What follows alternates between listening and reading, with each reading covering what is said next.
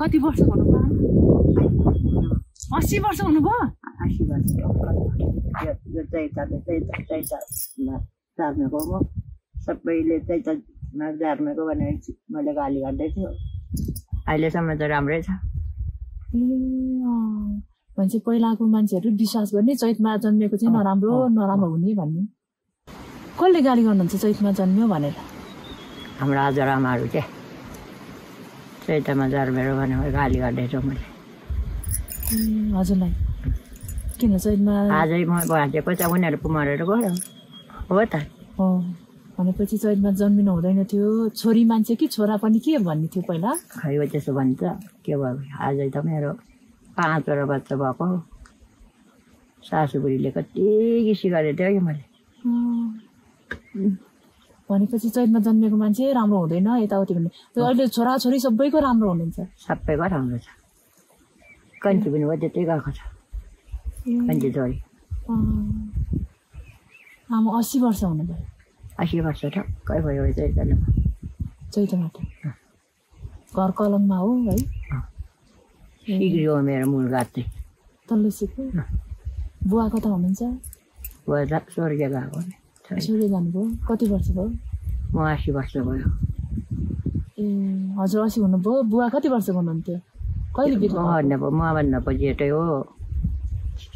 अलि छिटै भयो क्या कसले देख्न सकिन्छ र यो मान्छेको जिन्दगी एकचोटि जानै पर्ने जानै पर्ने हो जानेर त के सँगै जानु नसक्ने रहेछ छोरी हो आमा हो सँगै जान सकिँदैन के गर्नु अब नाता नातिनी थुप्रो भइसक्यो मेरो कान्छीको छ 3टा कान्छीको 3टा छोरा छोरीको 5 भाइ छोरा छोरी कतिजना छोरा हो 3 भाइ छोरा हो छोराहरू पो गयो अनि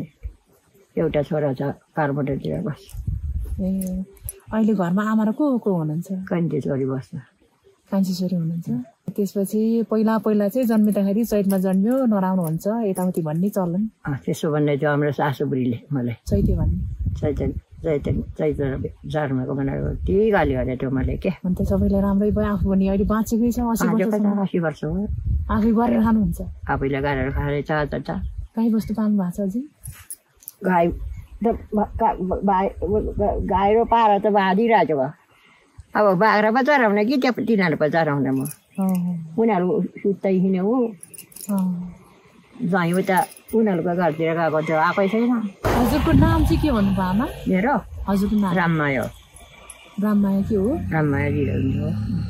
राममाया जिरेल ए घर चाहिँ यहाँ भयो अनि ऊ कता हो माइत कता माइत त मेरो दुनियाँ नाबुक जिरीमै हो के तल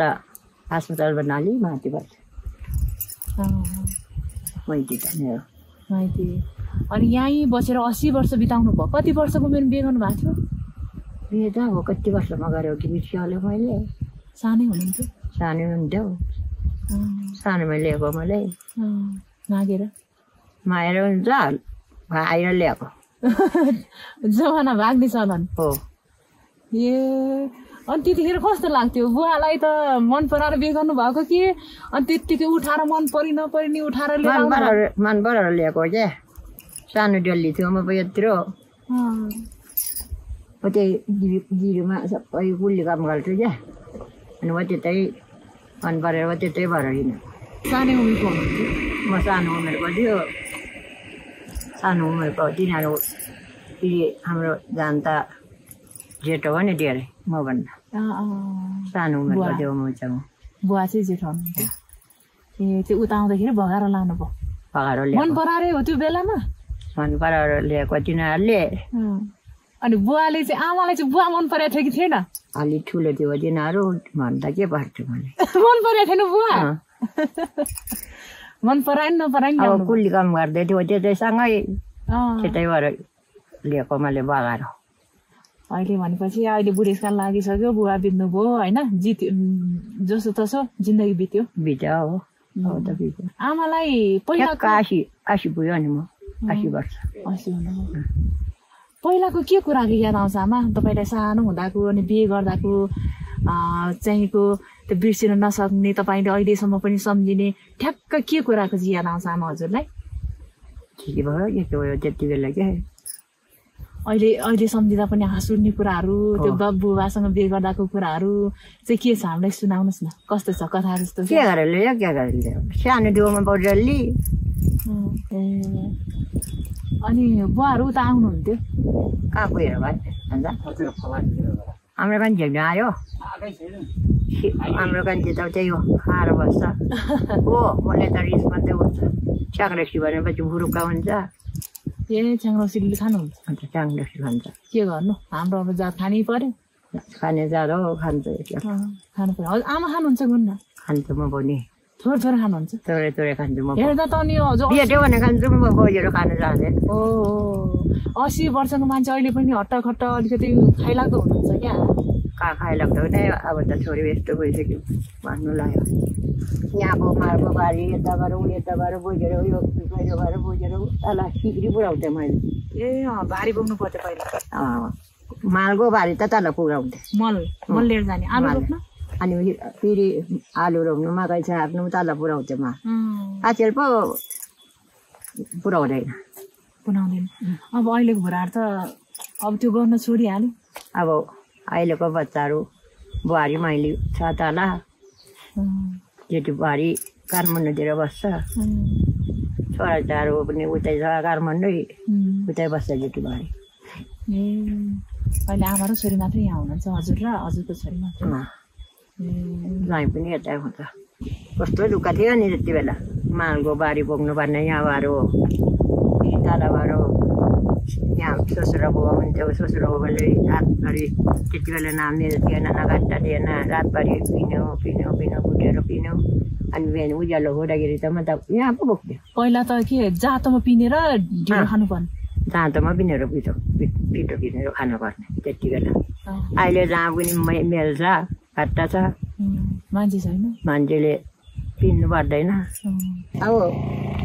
छिटो पिन्नु भनेको एकछिन सुत्थ्यो सिटेर भने त अब उया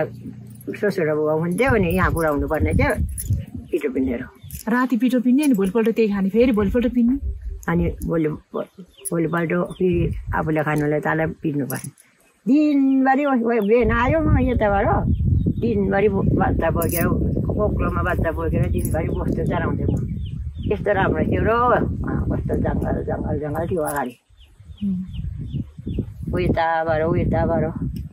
पुरो भिरमुनिबाट सानो बाटो थियो क्या बस्तु लाने अनि त्यताबाट यहाँ पानी खानु ल्याउ यता ल्याउँथ्यो बस्तु पानी खानु ल्याउ पानी खाएपछि यताबाट झारेर उता तल एउटा घाट छ नि तल त्यो चौबलमा लान्थ्यो मैले बुबा चाहिँ के गर्नुहुन्थ्यो आमा त्यतिखेर के गर्थ्यो त्यति बेलाको मान्छे खायो बस्यो हिँड्यो त्यति बेलाको मान्छेले जाहिर छैन जाहिर खाऊ भने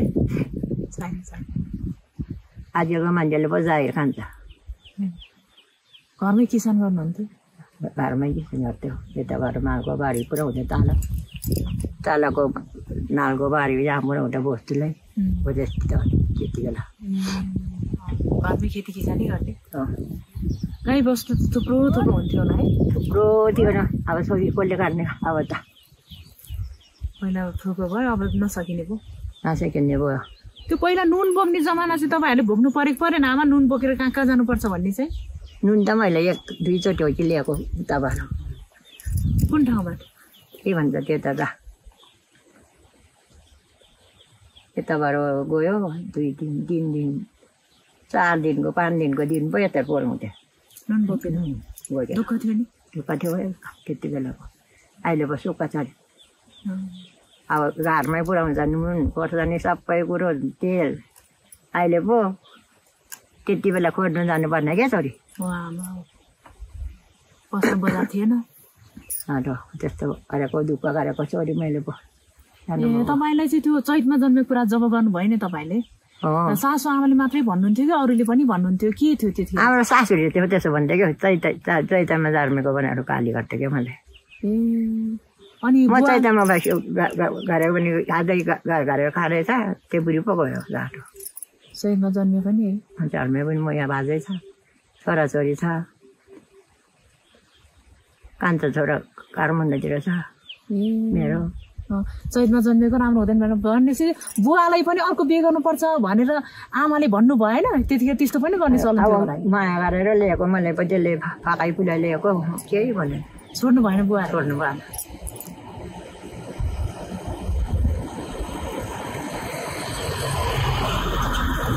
दिदीमा काम गर्न जान्थ्यो हामी माथिबाट मेरो मैती त उयो गर्न त पहाडी तल्लोपट्टि हो अनि बुवाले चाहिँ आमाले चाहिँ चैतमा जन्मिने राम्रो हुँदैन यताउति भन्दाखेरि बुवाले अर्को बिहे गर्नु पनि भन्नुभयो होला त्यतिखेर बुवाले मान्नु भएन माया गर्नु आएन खानु भएन हजुरलाई माया गर्नु माया गरेर अर्को बिहे गर्दिनँ मैले मन पराएर ल्याएको बुढी हो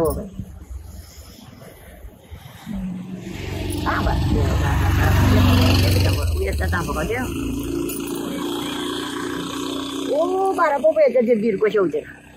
अर्काहरू यता दबाएको थियो ल ल यस्तै छ जिन्दगी कहानी हामीलाई चाहिँ यस्तो लाग्छ क्या पुरानो पुरानो मान्छेहरूको त पहिला पहिला दुःख कष्ट अगाडिको मान्छेले धेरै धेरै हुन्छ अनि अहिलेको मान्छेलाई त भनेको कथा जस्तो पो हुन्छ त कथा जस्तो पहिलेको मान्छेले कुरा गरेको बुहारीहरू पनि कार्मन्नै छ छोराहरू पनि कार्मन्नै छ फलाने डिस्का पनि बनेन हामीले त आमा सासूले कस्तो घट्यो अगाडि अहिले बुहारीहरूले के भन्नु भयो अहिलेको बुहारीहरूले के भन्नु खै पाराहरू सँगसँग लिएर हिँड्छ पाराहरूको बुढी पहिलाको जस्तो अहिले छैन बुहारीहरूलाई भोग्नु परेन तपाईँले भोग्नु पर्ने चाहिँ जहिले भोग्नु परेन हामीले जस्तो चाहिँ गर्नु परेन क्या उनीहरूले पाराहरू अहिले सुक्खामै छ काठमाडौँतिर अनि मैले पनि त्यहाँ आउनु भन्छ म त नजाने आफ्नो घर छोडेर कहाँ जानु है बुढेसकालमा अब तपाईँलाई गाउँ छोडेर काठमाडौँ जान मन छ कि छैन आमा माफी घर छोडेर नजाउँ जस्तो लाग्छ माफीले बनाएको यो घर पनि सानो कटेर थियो म आउँदाखेरि दादा चाहिँ मूल घर छ ठुलो सिक्किममा चाहिँ मैले बुहारीहरू छ अहिले घर छोडेर जान मन छैन तपाईँ मन छैन त अब त कहीँ नजाने छोरी अब मार्नु लगाएको बेला कहाँ जानु छोराबारी आएर हेर्नुभयो भने हेर्नुभयो नभए आफ्नो घरमै बस्नु आफ्नो घर आफ्नो घर छोरी आउँछ छोरी बस्छ दही आउँछ आज छोरी बच्चा त एउटी खाना बनाएर गएको छ व्रत भन्दामा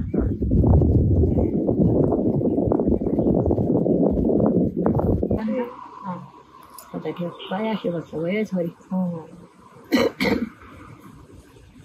अनि उयो चैताको सुत्री रहेको छु चैतामा सुत्री भएको हो अनि सासू बुढीले कति किसी गरेको यो भन्छ के अरे गाउँले सासूले चाहिँ तपाईँ चैतामा जन्मिनु भयो भनेर गाली गर्नुभएको कि तपाईँले चाहिँ चैतामा छोराछोरी जन्माउनु भयो भनेर म चाहिँ चैताकै हो फेरि छोरा पनि एउटा चैताकै हो ए अनि आफू पनि चैतमै जन्मिने छोरा पनि चैतमै जन्मायो भने गाली खानु खाएको मैले त्यो छोराको हे छोरी जात छोरीको जात कहाँ कहाँ पुग्नु पर्ने रहेछ मैले मैती त त्यही दिल्ली पल्लोपट्टि त होला यस्तै जिरोभन्दा अलि माथितिर पर्छ ए आमा हजुरको नाम र ठेगाना एकचोटि भन्नुहोस् त नाम र के भन्नुभयो नाम हजुर यो त राममाया हो नाम चाहिँ राममाया जिरेल जिरी 7 घर हो 7 जिरी 7 कुन ठाउँ पर्छ यहाँ पर्छ सिक्री हो ए सिक्रीको कलङ भनिन्छ आमा कालङ ए तपाईँको कुन चाहिँ छोराको चैतमा जन्मिनु भएको कान्छो छोरा चैतमा जन्मेको काठमाडौँ रहेछ त्यति बेला त कति पो किसी गर्थ्यो चैतमा जन्म्यो भनेर अन्त अहिले हजुरको छोरालाई पनि राम्रो छ हजुरलाई पनि राम्रो छ अहिले बिहे गरेर उता काठमाडौँतिर छ हाम्रो छोरा कहिले त रिस पनि लाग्छ क्या छोरी मलाई हो नि के गर्नु ल आमा ल ठिकै छ हस् धेरै धेरै धन्यवाद